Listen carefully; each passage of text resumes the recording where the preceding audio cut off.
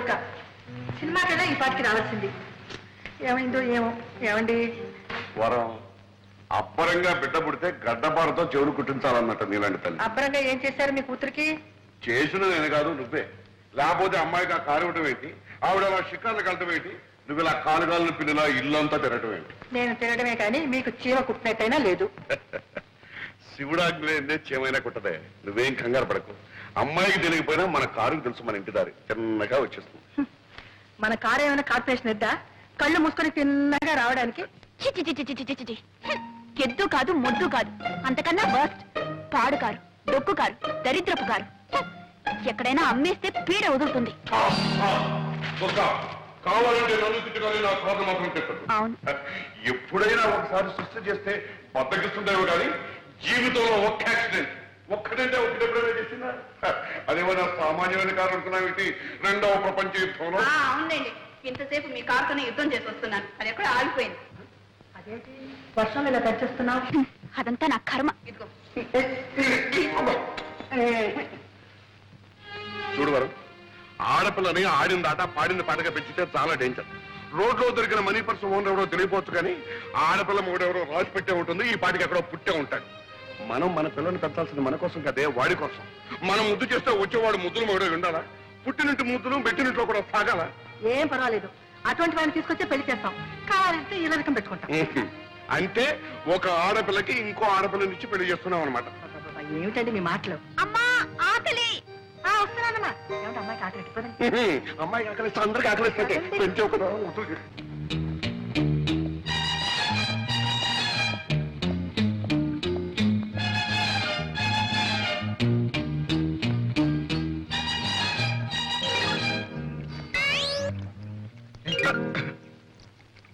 తోటపాలి నువ్వేనా? అవును బాబు. చిన్నమ్మ గారు ఉన్నారా? చిన్నమ్మ గారంటే దుర్గయ్య. ఓ దుర్గమ్మ ఉన్నారు బాబు, పిలమంటారా? వద్దు, ఈ 10 రూపాయలు ఇచ్చు. దేని బాబు? ఈ ఉత్తరం తీసుకెళ్ళి చిన్నమ్మ గారికి. అట్టాయి బాబు, ఇస్తాను. ఇదిగో ఎవరికి తెలియకూడదు. బాబు మరి ఉత్తరం తీసుకెళ్ళి ఇవ్వడానికి 10 రూపాయలు ఇచ్చారు. మరి ఎవరికి తెలియకుండా ఉండాలంటే ఇంకొంచెం బాగా లంచాలు మరిగినట్టు. ఇది లంచం కాదు బాబు, మర్యాద. మర్యాద? మర్యాద బాబు. ఈ దేశంలో ఉన్న గొప్ప సౌకర్యం ఇదే. పైసా పారేస్తే ఎలాంటి పనైనా చేసుకోవచ్చు బాబు. బాగా మరికావు. ఒకసారి చూసుకో పర్సనల్. జాగ్రత్త, ఎవరికి తెలియదు. నేను డబ్బు తిన్న తర్వాత గడ్డి తిన్న బాబు. ఎవరికి తెలియను బాబు, తెలియను.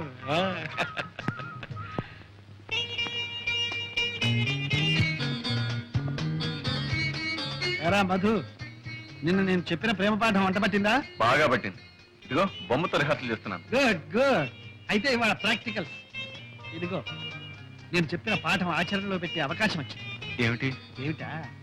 మంచి మంచి అమ్మాయిలు వస్తున్నారు. అమ్మో, అమ్మాయిలే. ఒరే నాకు భయంగా ఉందిరా. ఒరే భయపడి చూస్తావేరా అలాగా? చూడు, తిరిగి వాడికి ప్రేమించే హక్కు లేదు. కాబట్టి గెట్టడి కమాన్.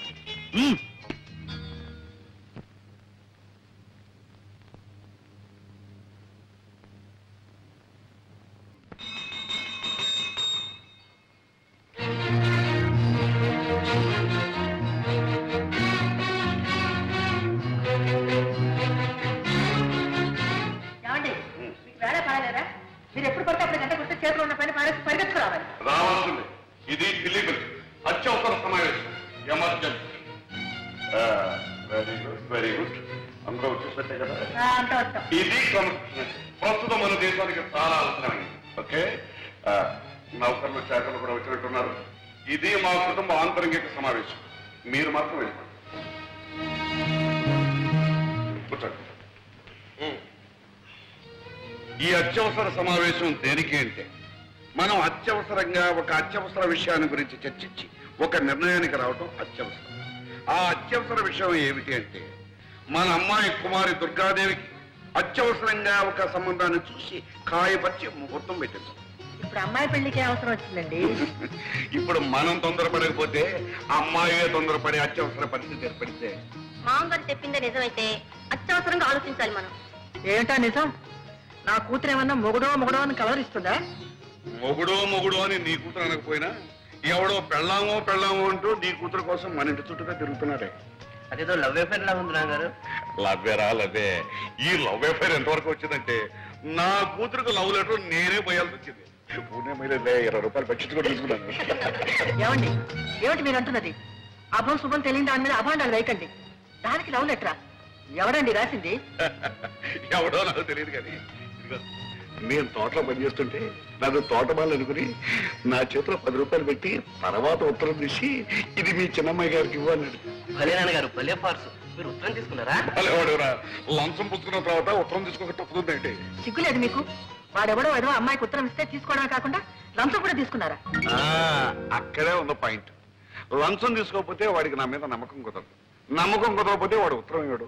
ఉత్తరం ఇవ్వకపోతే మరి మనకి విషయం ఎలా తెలుస్తుంది? కరెక్ట్ మా గారు, కరెక్ట్. ఇది చాలా సీరియస్ విషయం. దీన్ని మనం చర్చించాలంటే మీరు ఆ ఉత్తరం సభ్యుల సమీక్షకు టేబుల్ మీద పెట్టాలి. ఇంకా ఉత్తరం నా దగ్గర ఎక్కడ ఉంది? ఆ అమ్మాయికి ఎప్పుడు అందజేశానుగా. అయ్యో కర్మ కర్మ. కన్న తండ్రిగా ఉండి ఈ టపామోసే పని ఏమిటండి? పోనీ ఆ ఉత్తరంలో ఏం రాశాడో చూశారా? తప్పు తప్పు. ఇతరుల ఉత్తరాలు చదవడం సంస్కారం కాదు, సభ్యత కాదు. కనుక ఇప్పుడు మనం చేయవలసింది ఏమిటి అంటే ఆ దొంగ వద మళ్ళీ ఇక్కడికి వస్తే కాళ్ళు విరగొట్టం. కాదు, అంతకంటే ఒక మంచి వ్యర్థం అత్యవసరంగా చూసి అమ్మాయిని కట్టబెట్టడం ఉత్తమం, వివేకం. నాన్నగారు, సంబంధం చూడటం పెళ్లి చేయటం అంటే చాలా టైం పడుతుంది.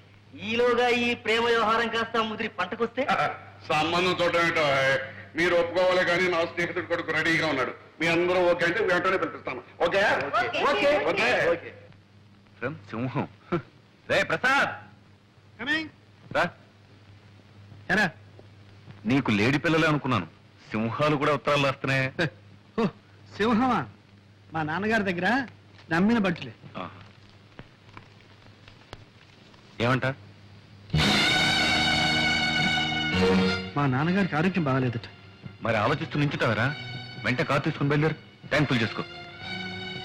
బయలుదేరు.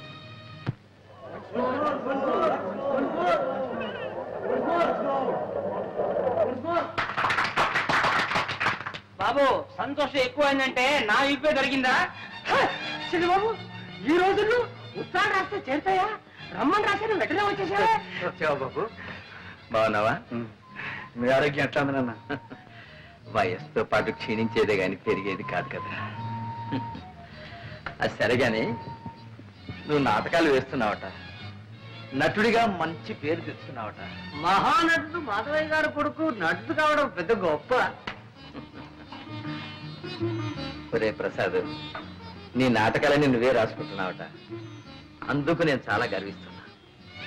నటులదే ఉందిరా, నాటకాలు రాసిన కవులు, వాళ్ళు సృష్టించిన పాత్రలు అదేరా శాశ్వతం. నటులు వస్తారు పోతారు.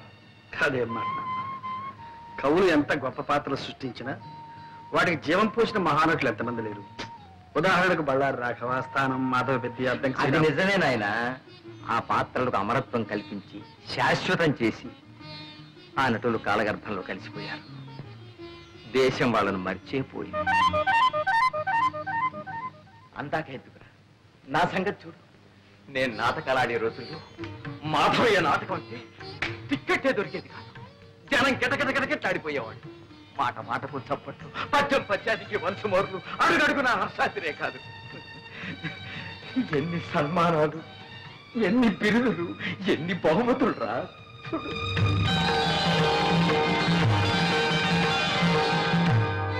ఆనాడు నాకు వచ్చిన బహుమానాలన్నీ ఇవాళ నన్ను వెక్కిరిస్తున్నాయిరా. ఇవాళ నేను ఎవరికి కావాలి, ఎవరికి గుర్తున్నాను? తలిచేవాళ్ళు ఎవరు, పలకరించేవాళ్ళు ఎవరు? ఆనాటి ఆ వైభవాన్ని, ఈనాటి ఈ స్థితిని తలుచుకుంటే నాలో నాకొక భంగి నవ్వు. అంతేరా నటుడి బ్రతుకంటే అంతే. కాళిదాసు, షేక్స్పియరు, వేద వెంకటరాయ శాస్త్రి, ధర్మవరం రామకృష్ణమాచార్యులు, తిరుపతి వెంకట కవులు, గురజాడ లాంటి ఇంకెందరో మహాకవులు చచ్చిపోయినా సజీవంగా ఉన్నారు, ఉంటారు కూడా నాయన. అందుకే నువ్వు రచయిత అయ్యావంటే నేను అంతగా గర్వించాను నాయన. ఒరేయ్, ఒక్కసారి నాటకం చూడాలనుందో. నాన్న మీరు నా నాటకం చూడడం నా అదృష్టం నాన్న. ఈసారి నాటకం ఇచ్చినప్పుడు నువ్వు తప్పకుండా తీసుకెళ్తాను. అలాగే. అంతవరకు ఎందుకు? మీ ఆరోగ్యం కూడా బాగాలేదు. మీరు వెంటనే నాతో రండి. అక్కడ మీరు ట్రీట్మెంట్ కూడా చేయించుకుంటుంటండి. పట్నంలో ప్రాణం పోసే డాక్టర్లు ఉన్నారా ఏమిటో? అదేం అక్కర్లేదు కానీ నీ నాటకం ఉన్నప్పుడు చెప్పు, తప్పకుండా వస్తా. అలాగే. అప్పుడే వాడిని వీటెవరు గోపాలరావు కూడా చూసి రావచ్చు. గోపాలరావు నాన్న. మా బాల్య స్నేహితుడురా. ఆ మధ్యన నిన్ను ఒకసారి పంపించమని చూడాలనుందని కూడా ఉత్తరం రాశాడు. నాన్న దేనికి? వాడు ఎప్పుడో ఏదో కష్టాల్లో ఉంటే నేను కొంచెం సాయం చేశాను. దాంతో వాడికి అదృష్టం పట్టిందని కోటీశ్వరుని అయ్యారని వాడికి ఒక పెద్ద నమ్మకం పాపం. మన డబ్బు మాత్రం వడ్డీతో సహా అప్పుడే ఇచ్చేశాడు. కానీ కృతజ్ఞత మిగిలిపోయిందిరా వాళ్ళు. అంటాడు, రే మాధవయ్య, నీ కొడుకు నా కూతురిచ్చి పెళ్లి చేయాలరా, అప్పుడు కానీ నీ రుణం తీర్చిన విముక్తి కలగదురా అంటాడు. పెళ్లి కూడా ఎందుకు? రే, ఆ పిల్లని చేసుకోవాలని నీకేమీ నిర్బంధం లేదు. వెళ్ళి చూసిరావు సరే. అయితే అక్కడ చిన్నబాబు పెళ్ళ రెడీగా ఉందన్నమాట. ఏడ్చావులేరా, అక్కడ కాబట్టి ఇంకో చోట రెడీగా ఉండదా ఏమిటి? సరే, ఇక్కడ వంట రెడీ, భోజనానికి సిద్ధం అయితే వడ్డించడానికి రెండు రెడీ, నాన్నగారికి రొట్టి పాలు రెడీ. మరి ఇప్పుడు రెడీ లేనిది ఏమిటి? ఒకటి ఏమిటి? నాకంటూ ఒక పిల్ల, ఒక ఆడది.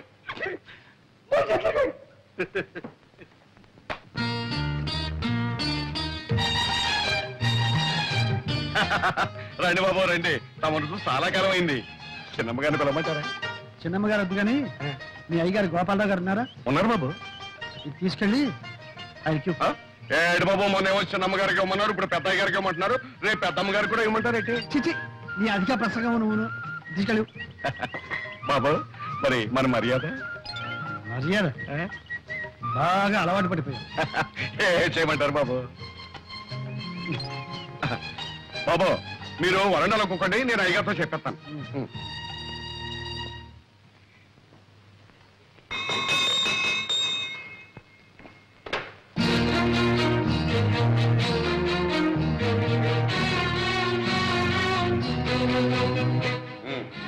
అందరూ వచ్చినట్టేనా? మీ పద్ధతి ప్రకారం అందరం వచ్చాం. Very good. అమాత్రక బయట వాకిట్లో నా కోసం వస్త్రం కాచుకుని ఉన్నాడు, వెళ్ళి తీసుకురామ్మా. ఇది అత్యవసర సమావేశం కాదు, హాస్యరస సమావేశం. మీరంతా ఇప్పుడు ఒక మంచి నాటకం చూడబోతున్నారు. నమస్కారం. నువ్వేనా ప్రసాదివి? అవునండి. మా తోటమాలి చేత నాకు చీటీ పంపించింది కూడా నువ్వేనా? అవునండి. అలాగే 3 రోజుల ముందు మా తోటమాలికి లంచం ఇచ్చి మా అమ్మాయికి చీటీ పంపించింది కూడా నువ్వేనా?